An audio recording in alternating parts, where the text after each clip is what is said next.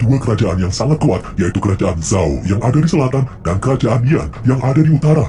Kedua kerajaan ini berperang selama bertahun-tahun hingga membuat rakyat menderita. Hingga akhirnya kedua kerajaan ini sepakat untuk berdamai. Tapi situasi ini hanya bertahan selama 10 tahun saja. Saat sang raja kerajaan Yan utara dikudeta oleh raja baru, peperangan melawan kerajaan Zhao di selatan dimulai kembali. Pada suatu hari, di kota Phoenix, ibu kota kerajaan Zhao, datang dua utusan dari kerajaan Yan utara menghadap raja membawa hadiah yang berupa bubuk emas. Namun itu adalah jebakan. Bubuk emas itu berubah menjadi api. Untung saja raja terselamatkan. Kedua utusan Yan utara itu berhasil dilumpuhkan. Penasihat raja yang bernama Guru Besar Guan berkata kalau kejadian ini sama saja dengan pernyataan perang. Guru Besar Guan lalu meminta raja untuk melakukan kontes bela diri untuk memilih kepala jenderal perang yang akan memimpin pasukan Zhao dalam peperangan nanti. Guru Besar Guan yang akan bertanggung jawab dalam kontes ini. Raja pun setuju. Guru Besar kemudian mengirimkan beberapa elang untuk membawa berita kepada 8 klan yang tersebar di wilayah kerajaan Zhao. Salah satu elang sampai di klan King Yan. Ketua klan langsung mengumumkan kepada penduduk desa mengenai kontes ini. Masing-masing klan harus mengirimkan 3 kesatria untuk mengikuti kontes ini. Mereka harus sampai sebelum bulan purnama di kota Phoenix dengan membawa segel klan mereka. Ketua menambahkan, jika mereka menolak untuk ikut, maka raja akan menghancurkan klan itu. Seorang pencuri yang sedang dihukum langsung bersedia mengikuti kontes ini agar dia dibebaskan. Pemuda ini bernama Dong Yilong, seorang anak yatim piatu yang setiap hari kerjaannya mencuri. Chang Qiu, seorang prajurit, bertanya apa untungnya jika mereka mengikuti kontes ini. Ketua pun menjawab kalau Guru Besar Guan menjanjikan pemenangnya akan menjadi kepala jenderal perang dan akan mendapatkan apapun yang dia inginkan. Saat ketua menyebut nama Guru Besar Guan, seorang laki-laki yang tadinya sibuk memunguti kayu bereaksi. Dia menawarkan diri untuk mengikuti kontes ini. Dia adalah Chu Hun. Meskipun Chu Hun selalu dianggap sebagai pemberontak, namun tidak ada orang lain lagi yang berani mengikuti kontes ini. Akhirnya klan Xinjiang mengirim Chang Kui, Yilong, dan Chu Hun untuk ikut serta. 3 utusan itu pun meninggalkan desa Qingyan. Mereka harus melewati gurun pasir untuk sampai ke kota Phoenix. Di tengah perjalanan, Chang Kui mengatakan kepada Yilong bahwa ada sebuah hutan mistik di dekat kota Phoenix, di mana siapapun yang masuk ke dalamnya akan tahu asal-usul mereka. Tapi tidak sembarang orang yang tahu letak hutan mistik itu berada. Tiba-tiba, dari belakang muncul sengat kalajengking yang menusuk Chang Kui dan membawanya masuk ke dalam tanah. Kalajengking raksasa lalu menyerang Chu Hun dan Yilong. Terjadi pertarungan sengit melawan kalajengking raksasa. Dengan susah payah, akhirnya kalajengking itu berhasil dikalahkan. Chu Hun pun menyuruh Yilong bergegas melanjutkan perjalanan mereka menuju ibu kota Phoenix, karena jika mereka terlambat sampai, maka seluruh klan Qingyan akan dibantai. Harinya, di tempat lain, Chu Hun dan Yilong melanjutkan perjalanan. Di tengah perjalanan, mereka bertemu dengan klan Kadal yang sedang mengejar seorang gadis yang mencuri segel klan mereka. Chu Hun menyuruh Yilong untuk tidak ikut campur. Tiba-tiba, badai gurun menerjang. Mereka semua mencari tempat untuk berlindung. Terlihat seseorang dari klan Kadal terbawa arus kuatnya badai. Yilong yang kasihan langsung menolongnya. Chu Hun pun ikut membantu. Mereka mencoba bertahan sekuat tenaga. Setelah badai reda, Yilong melihat seorang wanita dengan tudung biru di belakang Chu Hun. Namun setelah Chu Hun berbalik, tiba-tiba wanita itu menghilang. Orang yang mereka tolong barusan bernama Jialu. Dia memberikan hadiah seekor kuda sebagai tanda terima kasih. Yilong lalu menanyakan perihal hutan mistik kepada Jialu, namun Jialu memberitahu kalau hutan mistik itu hanyalah dongeng belaka. Mereka pun melanjutkan perjalanan menuju kota Phoenix menggunakan kuda. Mereka pun akhirnya sampai di kota Phoenix tepat waktu. Di depan pintu masuk kerajaan, Yilong melihat ada 2 orang yang digantung dengan tato di lengannya. Chu Hun memberitahu kalau orang itu adalah musuh yang berasal dari kerajaan Yan Utara. Tato itu adalah simbol warga kerajaan Yan. Yilong lalu bertanya kepada pedagang yang ada di kota mengenai hutan mistik, tapi tidak ada satupun yang tahu lokasinya. Di dalam pos singgah, di mana semua kesatria dari 8 klan berkumpul. Dari arah pintu masuk, muncul wanita tadi yang mereka temui di gurun. Wanita itu bernama Jinggang. Klan Kadal langsung mendatangi Jinggang untuk memintanya mengembalikan segel klan mereka. Namun Jinggang bersikeras akan mengembalikannya nanti jika dia sudah memenangkan turnamen dan menjadi jenderal perang. Perkelahian pun tak dapat dihindari. Yilong ternyata ingin membantu, namun Chu Hun melarangnya. Pada akhirnya segel klan Kadal berhasil direbut kembali. Beberapa saat kemudian, Guru Besar Guan pun datang. Jinggang bersembunyi karena dia tidak termasuk dalam klan manapun. Semua orang berlutut kecuali Chu Hun. Chu Hun menatap dengan penuh amarah kepada Guru Besar Guan. Yilong yang paham akan situasi ini segera mengikat kaki Chu Hun dan memaksanya agar berlutut. Guru Besar Guan datang bersama kaki tangannya, Wuyan, dan anjing besar peliharaannya. Guru Besar Guan memberitahu jika nanti ada peserta yang mundur, maka seluruh anggota klannya akan mendapat hukuman. Dia memberitahu kalau babak pertama kontes bela diri akan diadakan lusa pada siang hari. Klan Qingyan jelas kekurangan personil karena salah satunya meninggal dalam perjalanan. Tes pun akhirnya tiba. Pinu melihat jalannya pertandingan dari atap rumah. Dalam babak ini, hanya 3 klan yang akan maju ke babak berikutnya, yaitu klan yang berhasil sampai di seberang. Sebelum masuk ke arena kontes, tubuh ketiga peserta harus diikat. Mereka pun bersiap-siap dengan senjata masing-masing. Saat gong dibunyikan, semua kesatria dari semua klan melompat ke arena kontes. Mereka berusaha mengalahkan klan-klan lawan. Akhirnya hanya beberapa klan yang berhasil masuk ke dalam arena. Arena kontes berupa lingkaran rantai, di mana di bawahnya terdapat besi-besi tajam, sehingga siapapun yang jatuh pasti akan mati. Arena kemudian diputar. Selain harus cepat untuk sampai ke seberang, mereka juga harus menghindari bola-bola yang bergerak ke sana kemari. Salah satu klan tidak bisa menghindari bola, sehingga mereka pun kalah. Ada juga klan yang memilih untuk bergelantungan di bawah rantai untuk menghindari bola. Klan pertama yang berhasil mencapai garis finish adalah klan Sixuan yang terdiri dari 3 wanita. Di tengah-tengah kontes, Yilong masih menyematkan diri untuk menolong musuhnya yang tidak bisa bergerak. Dengan susah payah, klan Qingyuan itu pun berhasil menempati posisi kedua. Tinggal satu lagi yang tersisa. Salah satu kesatria klan Falcon kakinya terjepit rantai. Akhirnya ketua klan, Wen Tiayu, terpaksa memotong kaki anak buahnya itu dan menggendongnya hingga mencapai garis finish.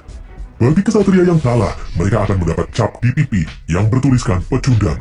Guan lalu memberikan hadiah kepada para pemenang. Di sini, Yilong menahan Chuhun untuk tidak menyerang Guan karena situasi sedang tidak memungkinkan. Guan lalu melihat tombak Chuhun dan mengenalinya seperti tombak milik kakak Chuhun. Dari atap, Binu sudah bersiap-siap dengan anak panah di tangannya. Dia berniat membunuh Chuhun begitu Chuhun membunuh Guan. Tapi ternyata di sini, Chuhun tidak jadi membunuh Guan. Binu pun mengurungkan niatnya memanah Chuhun. Malam harinya, Yilong yang sedang mencari makanan untuk Jinggang yang kelaparan bertemu dengan Binu. Binu pun bertanya apa alasan Yilong tetap hidup. Yilong menjawab kalau dia tidak tahu. Dia bahkan tidak tahu asal-usulnya. Tapi dia yakin kalau dia harus melakukan sesuatu, yaitu melindungi orang-orang yang lemah. Binu tersadar dan kemudian pergi ke pasar budak untuk membebaskan teman-temannya yang masih dikurung. Saat penjaga tahu apa yang dilakukan oleh Binu, dia langsung menyerangnya. Namun Binu tidak membunuh penjaga itu, melainkan menyuruhnya untuk pergi. Saat ini Binu tidak tahu tujuan hidupnya. Akhirnya dia pun masuk dalam kurungan dan tidur di sana. Babak kedua akhirnya dimulai. Dalam babak ini, 3 klan yang lolos, yaitu klan Sixuan, klan Falcon, dan klan Qingjian, harus mencuri telur Raja Buas. Raja Buas adalah monster perang milik kerajaan Yan Utara yang berhasil ditangkap. Makhluk itu haus darah dan sangat ganas. Raja Buas tinggal di sebuah gua. Dari luar gua terdengar auman dari Raja Buas yang membuat klan Sixuan ketakutan. Di belakang mereka ada klan Falcon yang kini tersisa 2 orang saja. Dan terakhir klan Qingjian. Di pinggir jalan, Jinggang melihat sebuah bunga dan berniat mengambilnya, namun Chuhun mencegahnya karena bunga itu beracun. Chuhun pun terkena racun dari bunga itu, tubuhnya melemah. Akhirnya Yilong dan Jinggang menyuruh Chuhun untuk beristirahat. Chuhun memberitahu kalau penawar racun adalah lumut oranye yang tumbuh di kepala Raja Buas. Sekarang, selain harus mencuri telur Raja Buas, Yilong dan Jinggang juga harus mencari penawar racun untuk Chuhun. Di tempat lain, klan Sichuan diserang oleh tumbuhan yang hidup dan melilit tubuh mereka. Mereka berusaha untuk memotong tumbuhan itu, namun mereka malah ditarik ke suatu tempat. Klan Falcon yang melihat hal tersebut berusaha untuk menghindar. Mereka pun akhirnya berhasil melewati tumbuhan itu. Mereka lalu melihat telur Raja Buas dan langsung mengambilnya. Saat keluar dari tempat itu, salah satu kesatria klan Falcon ditarik oleh tumbuhan tadi. Kini tinggal Wen Tiayu yang tersisa dari klan Falcon. Raja Buas yang sadar kalau telurnya diambil, segera keluar dari tempat persembunyiannya. Gua pun mulai bergetar. Telur terlepas dari tangan Tiayu dan berpindah ke Jinggang, membuat Jinggang dikejar oleh Raja Buas. Jinggang memberikan telur itu kepada Yilong, membuat mereka berdua dikejar oleh Raja Buas. Untuk menghindari Raja Buas, Yilong dan Jinggang berpegangan pada batu di atas mereka. Dari atas, mereka bisa melihat lumut berwarna jingga di atas kepala Raja Buas. Di saat Raja Buas tersangkut di lubang, Jinggang lalu mengambil wadah dan mengambil penawar racun itu.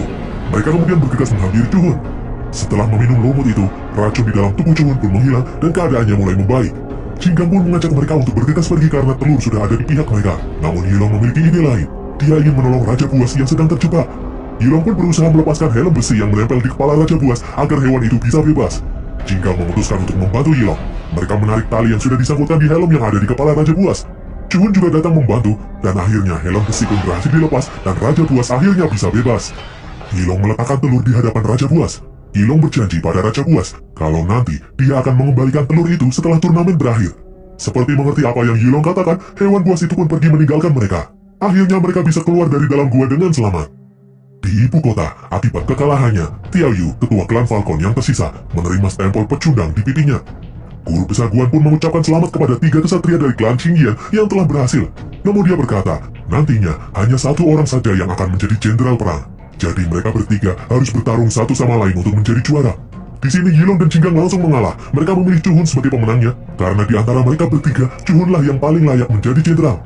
Namun Guan tidak menerima hal itu. Mereka harus tetap bertarung sampai mati, hingga salah satu di antara mereka menjadi pemenang, dan nantinya dilantik menjadi jenderal perang. Saat Chuhun, Yilong, dan Jinggang sedang galau, tiba-tiba wanita bertudung biru datang. Wanita itu berkata kalau dia adalah teman lama ayah Yilong. Dia mengajak mereka bertiga masuk ke dalam hutan mistik untuk menjawab semua teka-teki selama ini. Mereka pun mengikutinya. Tiba-tiba batu-batu terangkat. Terdengar suara kakak Chuhun yang menyuruh Chuhun untuk tetap hidup. Terdengar juga suara ibu Yilong yang menyuruh Yilong membawa perdamaian di kedua kerajaan.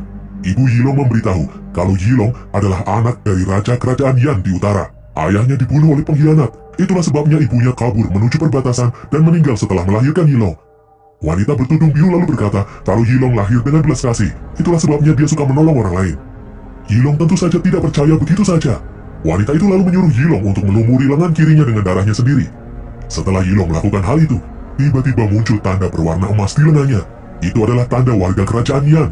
Yilong berkata kalau dia pernah melihat tanda orang Yan Utara yang digantung dan itu tidak sama seperti yang ada di lengannya. Wanita itu pun memberitahu kalau tanda yang ada di lengan Yilong itu spesial. Tanda itu berwarna emas dan ada sejak lahir. Itu adalah tanda untuk keturunan raja. Situasi sekitar pun kembali normal. Mengetahui fakta ini, Chuhun tidak sudi berteman dengan Yilong yang ternyata keturunan raja kerajaan Yan Utara. Chuhun pun memutuskan untuk pergi. Jinggang langsung mengejar Chuhun. Di tengah hutan, Chuhun menyuruh Jinggang untuk tidak mengikutinya. Jinggang pun berkata kalau selama ini dia tidak pernah merasakan kehangatan keluarga. Jinggang sudah menganggap Chuhun dan Yilong seperti kakak kandungnya sendiri. Namun Chuhun tetap meninggalkan Jinggang sendirian. Di tempat lain, wanita bertudung biru berkata kalau Yilong telah ditakdirkan untuk membawa perdamaian di kedua kerajaan. Dia menyuruh Yilong kembali ke kerajaan Yan Utara untuk merebut kembali tahtanya. Namun di sisi lain, jika rencana guru besar Guan berhasil, maka kerajaan Zhao Selatan akan musnah. Yilong saat ini lebih memikirkan nasib Chuhun dan Jinggang yang besok akan bertarung sampai mati. Yilong pun memutuskan akan melindungi Chuhun dan Jinggang terlebih dahulu. Di tengah hutan, Chuhun bertemu dengan Binu yang akan berpamitan. Binu berkata kalau dia telah menghilangkan kebenciannya sehingga dia bisa hidup bebas. Karena meskipun dia sudah tidak dikurung lagi, tapi selama kebencian ada di dalam hatinya, dia akan selamanya terkurung dan tidak bisa bebas. Binu ingin hidup terhormat seperti orang-orang lainnya. Sebelum pergi, Binu memberikan apel yang dulu diberikan Jinggang. Chuhun yang khawatir lalu berbalik mencari Jinggang. Dia ingin meminta maaf pada gadis itu. Namun ternyata, Jinggang dikepung oleh guru besar Guan dan anak buahnya. Jinggang berniat melawan, namun karena kalah jumlah dan kalah senjata, akhirnya Jinggang berhasil ditaklukkan. Chuhun pun datang dan berusaha menolong Jinggang. Melihat hal itu, Guan menancapkan pedang di kaki Jinggang, membuat Chuhun tak berkutik. Tak sampai di situ saja, Guan menarik rambut Jinggang hingga terlepas dari kepala Jinggang sambil menyuruh Chuhun untuk menyerah. Karena tidak ingin melihat Jinggang semakin menderita, Chuhun pun akhirnya menyerah. Namun ternyata, guru besar Guan justru menusuk tubuh Jinggang hingga sekarat. Guan dan anak buahnya lalu membawa Chuhun pergi.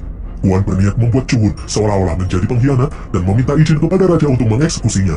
Setelahnya, Guan dan anak buahnya akan menyulut kekacauan dan kemudian membakar raja dan seluruh anggota kerajaan Zhao. Di belakang, Yilong kemudian menemukan tombak Chuhun dan tubuh Jinggang yang sudah tidak berdaya. Jinggang memberitahu Yilong kalau Guan telah menangkap Chuhun. Sebelum menghembuskan nafas terakhirnya, Jinggang memohon kepada Yilong untuk menolong Chuhun. Jinggang pun akhirnya tewas.